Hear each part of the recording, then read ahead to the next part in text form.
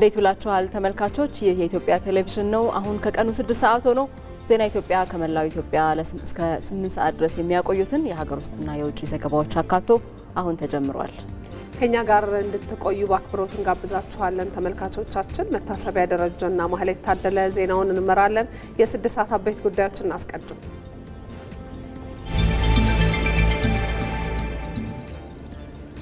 ሰባተኛው ሀገራዊ ምርጫ የድምጽ መስጫ ቀን ግንቦት 24 ቀን 2018 ዓ.ም እንደሚደረግ የኢትዮጵያ ብሔራዊ ምርጫ ቦርድ ይፋ አደረገ።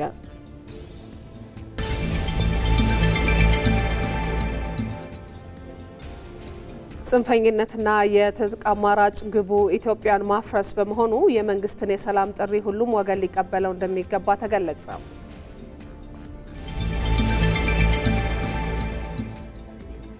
የኢንፎርሜሽን መረብ ደህንነት አስተዳደር ለፋይዳ ዲጂታል መታወቂያ ደህንነት አገልግሎት የሚውል የሰርተፍኬት አገልግሎት በይፋ አስጀመረ።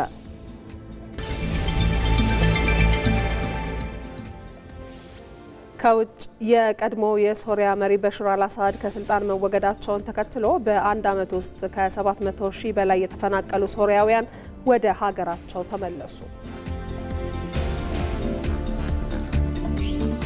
ከዜና ኢትዮጵያ ጋር አብራችሁ ሁኑ እንላለን። በድጋሚ ተመልካቾቻችን ወደ ቀዳሚው ዘገባ እናልፋለን። ሰባተኛው ሀገራዊ ምርጫ የድምጽ መስጫ ቀን ግንቦት 24 ቀን 2018 ዓ.ም እንደሚደረግ የኢትዮጵያ ብሔራዊ ምርጫ ቦርድ ይፋ አደረገ። ቦርዱ እስካሁን ስለሰራቸው የቅድመ ምርጫ ስራዎች የተመለከተና በተያያዥ ጉዳዮች ላይ ያተኮረ መግለጫ ለመገናኛ ብዙሃን ሰጥቷል። የኢትዮጵያ ብሔራዊ ምርጫ ቦርድ ሰብሳቢ ሜላትወርቅ ኃይሉ በ2018 ዓ.ም ለሚከናወነው ሰባተኛው ጠቅላላ ምርጫ ቦርዱ የተለያዩ የቅድመ ምርጫ ተግባራትን በማከናወን ላይ ስለመሆኑ አስታውቀዋል። በቦርዱ የጸደቀ የሰባተኛው ሀገራዊ ምርጫ የጊዜ ሰሌዳም ይፋ ተደርጓል። በዚህም መሰረት የእጩዎች ምዝገባ ከጥር 1 እስከ የካቲት 1 2018 ዓ.ም ይካሄዳል። የምረጡ እንቅስቃሴ የምርጫ ዘመቻ ከጥር 1 እስከ ግንቦት 19 2018 ዓ.ም የሚካሄድ ሲሆን የመራጮች ምዝገባ ከየካቲት 7 እስከ መጋቢት 7 2018 ዓ.ም እንደሚከናወን በጊዜ ሰሌዳው ላይ ተመላክቷል። ሆኖም የመራጮች ምዝገባ ራስን በራስ መመዝገብ ከጥር 15 ጀምሮ እስከ መጋቢት 7 ማድረግ እንደሚቻል ተገልጿል። የሰባተኛው ሀገራዊ ምርጫ የድምጽ መስጫ ቀን ግንቦት 24 ቀን 2018 ዓ.ም እንደሚሆን ይፋ የተደረገ ሲሆን ይፋዊ የምርጫ ውጤት መግለጫ ቀን ሰኔ 4 2018 ዓ.ም መሆኑን ቦርዱ ይፋ አድርጓል ሲል የዘገበው ሪፖርተራችን ሞላ አለማየሁ ነው። አሁን ደግሞ በቀጥታ መስመር ላይ የሚገኝ ባልደረባችንን እናገኘዋለን። ተጨማሪ መረጃዎችን ወደምንጠይቅበት ዘገባው ነው የምንሻገረው። የኢንፎርሜሽን መረብ ደህንነት አስተዳደር ለፋይዳ ዲጂታል መታወቂያ ደህንነት አገልግሎት የሚውል የሰርተፍኬት አገልግሎት በይፋ አስጀምሯል። ይህ ቴክኖሎጂ የዲጂታል ኢትዮጵያ 2030 ስትራቴጂ አካል መሆኑንም አገልግሎቱ አስታውቋል። ይህንኑ መድረክ የተከታተለ የሚገኘው ባልደረባችን ሳምሶን በላይ ተጨማሪ መረጃዎችን ሊያጋራን በቀጥታ መስመራችን ላይ ተገኝቷል። ሳምሶን እንዴት ውለሃል? የሰርተፍኬት አገልግሎቱ መጀመሩ ያለው ፋይዳ ምንድን ነው? ምን ጥቅሞችስ አሉት? እሺ እጅግ አድርጌ አመሰግናለሁ መቲ። እንግዲህ ቀደም ሲል አንቺም እንደገልሽው በዛሬው ዕለት የኢንፎርሜሽን መረብ ደህንነት አስተዳደር ለፋይዳ መታወቂያ የሚሆን አዲስ ቴክኖሎጂን እንግዲህ መስራቱን ወይ መፈብረኩን ነው ያስታወቀው። እንግዲህ እንደሚታወቀው ፋይዳ መታወቂያ አንድ ሰው አንድ ማንነት ብቻ እንዲኖረው በሀገር አቀፍ ደረጃ የሚታወቅና ለበርካታ ዜጎችም እየተሰጠ የሚገኝ ነው። ይህም በተለያየ መንገድ በህብረተሰቦች መካከል ያለውን የተለያዩ የሆኑ ማንነቶችን አንድ ወደ አንድ በማምጣት ረገድ እንግዲህ የተሻለ ውጤት የሚያመጣ እንደሆነ የሚታመንበታል። ይሁን እንጂ እነዚህ መታወቂያዎች በተለያየ ቦታ ላይ እንግዲህ በተለያየ ጊዜ በሚሰጡበት ጊዜ የተለያዩ ችግሮች፣ ክፍተቶች እየተስተዋሉባቸው ነው የሚገኙት። ከነዛ ችግሮች መካከል አንዱ እንግዲህ ማንም ሰው እጁ ላይ የሚይዘው መታወቂያ ማንነቱን በትክክል ያ ሰው ማን ነው ይሄ ነው ወይ የሚለውን መታወቂያው ላይ ባለው የተወሰኑ መረጃዎች ብቻ እንዲሁ በትምምን በሚባል ደረጃ ነው እንግዲህ ሲከናወን እስከዛሬ የቆየው።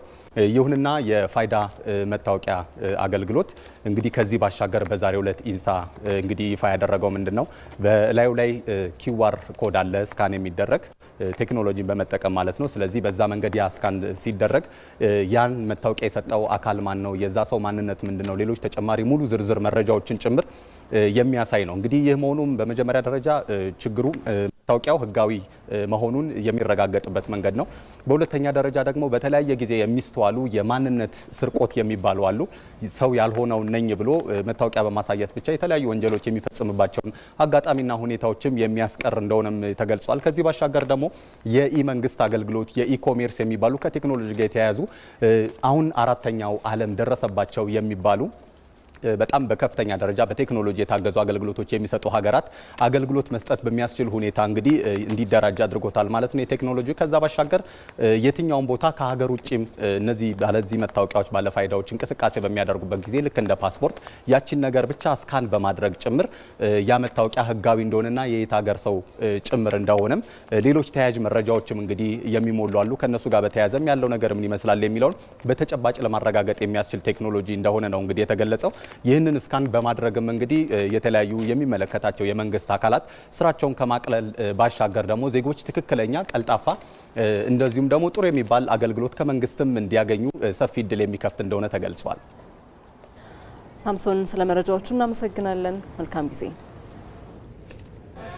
ጽንፈኝነትና የትጥቅ አማራጭ ኢትዮጵያን ማፍረስ እንጂ አዎንታዊ ግብ የሌለው በመሆኑ የመንግስትን የሰላም ጥሪ ሁሉም ወገን ሊቀበለው እንደሚገባ ተገለጸ።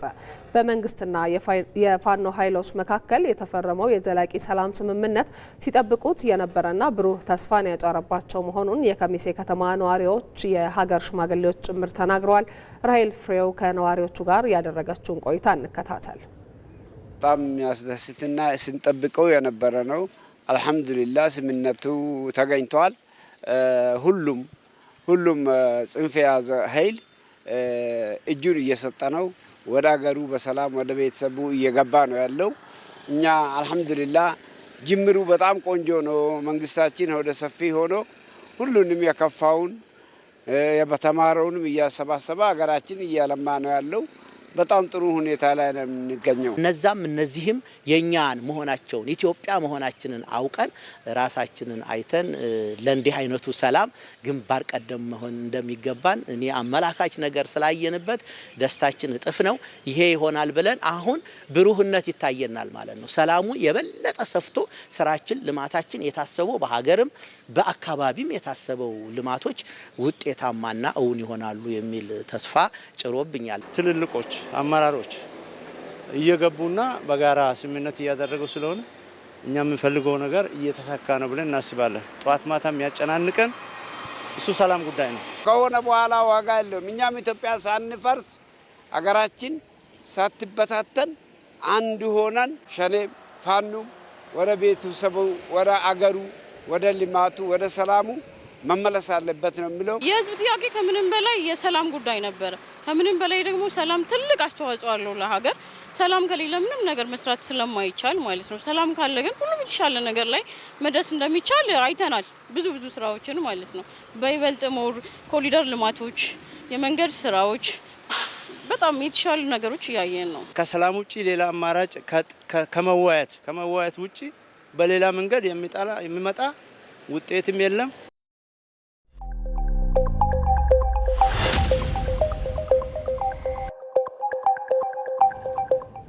ከዜና ኢትዮጵያ ጋር ናችሁ። ዘገባዎቻችን አሁንም እንደቀጠሉ ናቸው። የፋይዳ ዲጂታል መታወቂያን በመያዝ የተለያዩ አገልግሎቶችን በተቀላጠፈ መልኩ እያገኙ መሆኑን የሐዋሳ ከተማ ነዋሪዎች ተናገሩ። በክልሉ በዘንድሮው ዓመት ብቻ ለ1.8 ሚሊዮን ዜጎች የፋይዳ መታወቂያ ለማድረስ እየተሰራ ስለመሆኑም ተጠቁሟል። አስረሳው ወጌሼ ዲጂታል ኢትዮጵያን እውን ለማድረግ በሚከናወነው ተግባር የፋይዳ መታወቂያ የተወሳሰቡ አሰራሮችን በማስቀረት ለተቀላጠፈ አገልግሎት መነሻ ሆኗል። አሁን ላይም በርካታ አገልግሎቶች ከዚሁ ጋር ተሳስረዋል። የሐዋሳ ከተማ ነዋሪዋ ቤተልሔም አሰፋም ፋይዳ መታወቂያ ፍለጋ ወደ አገልግሎት ማዕከላት መጥታለች። አጋጣሚ ለሆነ ስራ ለመጀመር ፈልጊ የባንክ ቡክ መክፈት ፈልጊ ነበር እና የግድ ፋይዳ መታወቂያ ያስፈልጋል ሲሉኝ በዛ ምክንያት ለመመዝገብ የመጣሁት። ያው ባንክ ላይም ሊሆን ይችላል፣ የንግድ ፈቃድ ለማውጣትም ሊሆን ይችላል። በተለያየ ቦታ ያው የግድ ስንጠየቅ ሳይሆን ቀድመን አውጥተን በእጃችን ብንይዘው ያ ቆንጆ ነው ብዬ አስባለሁ። አሁን ላይ በርካታ የሐዋሳ ከተማ ነዋሪዎች የፋይዳ መታወቂያን በመያዝ የተለያዩ አገልግሎቶችን በቀላሉ እያገኙ ነው። አሁን ለአብዛኛው ነገሮች ያለ ፋይዳ የሚሆን ነገር የለምና ኢቭን ለኦንላይን ቫካንሲ ራሱ ሬጅስተር ለማድረግ ባንክ አካውንት ለመክፈት ለተለያዩ ሬጅስትሬሽኖች ያለ ፋይዳ ብዙም የተስተናገደ ስላልሆነ የግዴን አውጥቼ ቀደም ሲል የፋይዳ መታወቂያ የሚሰጥባቸው ማዕከላት ውስን መሆን ፈተና እንደነበር የሚገልጹት ነዋሪዎች አሁን ላይ በተለያዩ ማዕከላት በቀላሉ ማግኘት እንደሚቻል ያነሳሉ። መጀመሪያ ላይ በጣም አስቸጋሪ ነበረ፣ ሰልፍም ነበረ። እኔ ሳገኝ ራሱ እዚህ አመጥቼ ነው ቴሌን ወሰርኩትና አሁን ደግሞ በየቦታ ስላለ ሰው ሁሉ በየቦታ ያገኘ ነው። በፊት በጣም የተለመነ ነበር የሚወጣው፣ ግን አሁን ሁሉም ሰው ወደዚህ ሲስተም እንዲገባ ስለተባለ በጣም ደስ የሚል ስራ እየሰራ ያለው መንግስት እየሰራ ያለው ማለት ነው። በሲዳማ ክልል ነዋሪዎችን የፋይዳ መታወቂያ ባለቤት ለማድረግ የተለያዩ አገልግሎቶችን ከዚሁ ጋር በማስተሳሰር እየተሰራ መሆኑንም የክልሉ የፋይዳ መታወቂያ ግብረ ኃይል አስተባባሪ አቶ አሸናፊ ኤልያስ ተናግረዋል። እያንዳንዱ ተቋማት ከዚህ እንዲቀናጁ ተደርጓል። ባንኮች ፋይዳን መነሻ አድርገው እንዲሰጡ ከከተማ መሬት ጋር ያለ ማዘጋጃ አገልግሎት የሚሰጡ ተቋማት ማዘጋጃዎች ከገቢ ጋር ያለ ግብርና ጋር በተያያዘ ምግብ ዋስትና የሚሰጥ አገልግሎቶች እንዲሁም ከጤና ሜዲን ጋር የሚሰጥ አገልግሎቶች ፋይዳን መነሻ አድርገው እንዲሰጡ በሲዳማ ክልል በዘንድሮ ዓመት ብቻ ከ1.8 ሚሊዮን በላይ ዜጎች የፋይዳ መታወቂያ እንዲወስዱ በእቅድ እየተሰራ መሆኑም ተጠቁመዋል። አጠቃላይ በክልሉ ውስጥ እስከዚህ 1.7 ሚሊዮን ህብረተሰብ መታወቂያውን ወስዷል። ለዚህ ዓመት ብቻ ያቀርነው ደግሞ 1.8 ሚሊዮን መታወቂያ ለማድረስ ነው።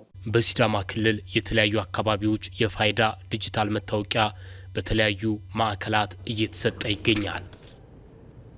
ከዚሁ ጋር በተገናኘ ፋይዳ ዲጂታል መታወቂያ በአገልግሎት ሰጪውና በተቀባዩ መካከል መተማመን እንዲፈጠር ያስቻለ ነው ሲሉ የሚዛን አማን ከተማ ነዋሪዎች ገለጹ። በዞኑ ወደ 300 ሺህ ለሚጠጉ ዜጎች በዘንድሮ ዓመት የፋይዳ መታወቂያን ተደራሽ ለማድረግ እየተሰራ እንደሚገኝ ተመላክቷል። ሰለሞን ባራና ዝርዝር አለው። ለኢትዮጵያ የዲጂታል ትራንስፎርሜሽን ጉዞ ጉልህ አስተዋጽኦ እንደሚያበረክት ታምኖ ገቢራዊ የተደረገው ፋይዳ የዲጂታል መታወቂያ አገልግሎት ተደራሽነቱ እየሰፋ ይገኛል። በደቡብ ምዕራብ ኢትዮጵያ ሕዝቦች ክልል ሚዛን አማን ከተማ አገልግሎቱን ሲያገኙ ያነጋገርናቸው ነዋሪዎችም ፋይዳ ተቋማት ያለ ልዩነት አገልግሎት እንዲሰጡ ምቹ ሁኔታን ከመፍጠር ባለፈም ጊዜያቸውን በአግባቡ እንዲጠቀሙ ያስቻለ መሆኑንም አመላክተዋል። በአገልግሎት ሰጪና ተቀባዮች መካከል መተማመንን የፈጠረው ፋይዳ ዲጂታል መታወቂያም ኢትዮጵያ በቴክኖሎጂው ዘርፍ እያስመዘገበች ለምትገኘው እድገት ምሳሌ መሆኑንም አብራርተዋል። ያንዳንዱ ሰው ኢትዮጵያ መውሰድ አለበት የሚል ሀሳብ ነው ያለኝ። ትንሹ ትልቁም ፋይዳን መውሰድ አለበት። ፋይዳ ለሀገር ጠቃሚ ነው፣ ዲጂታል ነው፣ ቴክኖሎጂ ነው። ቀጣይ መሄድ ያለብን በቴክኖሎጂ ጋር ስለሆነ ቴክኖሎጂን ይዞ መቀጠል አለብን የሚል ሀሳብ ነው። የፋይዳ አገልግሎት ያልተገደበ መሆን ዜጎች መብቶቻቸውን በተገቢው እንዲጠቀሙ እድል ፈጥሯል ያሉት አስተያየት ሰጪዎቹም ለሀገሪቱ ሁሉን አቀፍ እድገትና የዘመናዊነት ጉዞ የላቀ አስተዋጽኦ ያበረክታልን ብለዋል። አሁን ቴሌ ላይ ዲጂታል የተጠየቀ በሲም ካርድ ዲጂታሉን ማስተሳሰሩ በራሱ ትልቅ ጠቀሜታ ትልቅ ፋይዳ ያለው እንደሆነ ተረድቻለሁ። ጥሩ ነው። በቃ ማለት ምን ያህል እየዘመን እንዳለን የሚያሳይ ነው። ከክልል ወደ ክልል በሚሄዱበት ሰዓት የዚህ ክልል ስለማይል አጠቃላይ ምንድን ነው እንደ ኢትዮጵያ እንደ ሀገር ስለሆነ በሀገር መታወቂያነቴ በጣም ነው የምኮራው። እንግዲህ ሀገር ኢትዮጵያዊ ነኝ ብዬ ነው እንደውም ሲናገሩ በማሳይበት ሰዓት እኔ ኢትዮጵያዊ ነኝ፣ ስለዚህ ይሄ የቀበሌ ምናምን አይደለም፣ ይሄው የኢትዮጵያ መታወቂያ ነው ያልኩት ያሳየው ነው የዞርኩ ነበረውና በቃ እያሉ ነው እኔን እንደውም ያሳለፉ። የቤንች ሸኮ ዞን ዋና አስተዳዳሪ አቶ ሀብታሙ ካፕቴን በበኩላቸው የፋይዳ አገልግሎት ተግባራዊ መሆን ነባራዊ የመልካም አስተዳደር ችግሮችን ለመፍታት ያስቻለ ነው ብለዋል። ዘመኑ የዲጂታል ዘመን አሁን ያለውን ዘመን ቶሎ ኮፓፕ ካላደረግን እና ዲጂታሉን ጆይን ካላደረግን ኢኮኖሚያችን ላይ፣ ማህበራዊ ላይ፣ ፖለቲካ ላይ የራሱ የሆነ ተጽዕኖ ይፈጥራል። ዜጋ ሳይጉላላ ማዘጋጃ ቤት ላይ ሄዶ፣ ገቢ ላይ ሄዶ፣ ንግድ ላይ ሄዶ፣ ስራ ዕድል ፈጠራ ቦታ አንድ ማዕከል ላይ ሄዶ፣ ፖስታ ቤት ሄዶ፣ ቴሌ ላይ ሄዶ አገልግሎትን በአጭር ጊዜ ውስጥ ለማግኘት ሲስተሞቹ በሙሉ የሚፈልገው ዲጂታል መታወቂያ ነው። የዲጂታል መታወቂያ ሊኖረው ይገባል። በዞኑ ወደ 300 ሺህ የሚጠጉ ዜጎች በዘንድሮ ዓመት የፋይዳ ዲጂታል መታወቂያ ባለቤት እንዲሆኑም እየተሰራ እንደሚገኝም ተመልክቷል። ከኢትዮጵያ ቴሌቪዥን በቀጥታ ስርጭት ዜና ኢትዮጵያን እየተከታተላችሁ ትገኛላችሁ። አሁን ደግሞ ወደ ውጭ አጫጭር ዘገባዎቻችን እናልፋለን። የሶሪያው ፕሬዝዳንት በሽር አልአሳድ ከስልጣን ከተወገዱ ከባለፈው አንድ ዓመት ወዲህ 780 ሺህ ገደማ የተፈናቀሉ ዜጎች ወደ ሀገራቸው መመለሳቸው ተነገረ። ከተፈናቃዮች መካከል 170 ሺህ የሚሆኑት ወደ አሌፖ፣ 134 ሺህ የሚሆኑት ደግሞ ወደ ሆምስ እንደገቡ ተነግሯል። ከዚህ በተጨማሪ 124 ሺህ የሚጠጉት ወደ ደማስቆ አካባቢዎች ስለመመለሳቸውም ነው የተዘገበው። በሀገሪቱ ተከስቶ የነበረው የእርስ በርስ ጦርነትን ተከትሎ ከጠቅላላ የሀገሪቱ ዜጎች 1/3 ወይም ደግሞ 6.8 ሚሊዮን ገደማ ዜጎች ወደ ተለያዩ ሀገራትና አካባቢዎች ተሰደው ስለመቆየታቸውም ተነግሯል። የበሽር አልአሳድ አገዛዝ ከስልጣን ከተወገደ አንድ ዓመት መሆኑን ተከትሎ የሀገሪቱ ዜጎች ቀኑን አስበውት ስለመዋላቸው የዘገበው አልጀዚራ ነው። በሌላ የውጭ ዘገባ በሬክተር ስኬል 7.6 የተለካ የመሬት መንቀጥቀጥ በጃፓን ተከሰተ። የጃፓን ሜቴሮሎጂካል ኤጀንሲን ዋቢ አድርጎ አልጀዚራ እንደዘገበው የጃፓንን ሰሜናዊ ምስራቅ የመታው መሬት መንቀጥቀጥ ከፍታው እስከ 3 ሜትር የሚደርስ ማዕበልን ሊያስከትል ይችላል የሚል ስጋትም ደቅኗል። የመሬት መንቀጥቀጡን ተከትሎ በአንዳንድ የወደብ ከተሞች የማስጠንቀቂያ መልእክቶች የተሰጡ ሲሆን ነዋሪዎች አካባቢውን ለቀው እንዲወጡም ትዕዛዝ ተላልፏል። ሃቺሂኖህ በተባለ የጃፓን አካባቢ በምትገኘው አዋሞሪ ከተማ እስከ 40 ሳንቲሜትር ከፍታ ያለው ሱናሚ ተከስቶ በአንድ ሆቴል የነበሩ በርካታ ሰዎች ላይ ጉዳት ማድረሱም እንዲሁ ተነግሯል። የመሬት መንቀጥቀጡ በተከሰተበት አካባቢ የሚገኙ የኒውክሌር ኃይል ማብላያ ጣቢያዎች የተለያዩ የደህንነት ፍተሻዎችን በማድረግ ላይ ሲሆኑ የምስራቅ ጃፓን ባቡር መንገድ ለጊዜው በአካባቢው የተወሰኑ የትራንስፖርት አገልግሎቶችን ማቋረጡን ይፋ አድርጓል። ጠቅላይ ሚኒስትር ሳናኤ ታካኪ ለሚዲያ በሰጡት መረጃ የጃፓን መንግስት የአደጋ መከላከል ቡድን አቋቁሞ የደረሰውን አደጋ የመመርመር ስራ መጀመሩን ይፋ አድርገዋል። የዩክሬኑ ፕሬዝዳንት ቮሎዲሚር ዘለንስኪ ከጠቅላይ ሚኒስትር ኬር ስታርመር ከፈረንሳዩ ፕሬዝዳንት ኢማኑኤል ማክሮንና ከጀርመኑ መራሄ መንግስት ፍሬድሪክ ጋር በሩሲያና ዩክሬን ጦርነትና ሰላም አማራጭ ዙሪያ ውይይት ማድረጋቸው ተገለጸ። የእንግሊዝና የፈረንሳይ መሪዎች ለዩክሬን ጥበቃ የጸጥታ ዋስትና ስጋት እንዳላቸው ሲገልጹ፣ የጀርመኑ ቻንስለር ግን ከአሜሪካ በኩል በሚመጡ የሰላም አማራጭ ዝርዝሮች ላይ ጥርጣሬ እንዳላቸው ሀሳብ አንስተዋል። በዚህም ከውይይቶቹ በኋላ መሪዎቹ በሰጡት አስተያየት ከዩክሬን ጋር እንቆማለን ሲሉ፣ ዘለንስኪ ደግሞ አንዳንድ አስፈላጊ ውሳኔዎችን ማድረግ አለብን ሲሉ ተደምጠዋል። የአሜሪካው ፕሬዝዳንት ዶናልድ ትራምፕ በበኩላቸው የዩክሬኑ ፕሬዝዳንት ዘለንስኪ የቅርብ ጊዜውን ሀሳብ አልተረዱትም ሲሉ መክሰሳቸውም ተደምጧል። መሪዎቹ ባለፈው ሳምንት በፍሎሪዳ የዩክሬንና የአሜሪካ ባለስልጣናት ባደረጉት ውይይት በተዘጋጀው የዩክሬን የቅርብ ጊዜ የሰላም እቅድ ላይ መወያየታቸውም የሚታወስ ነው።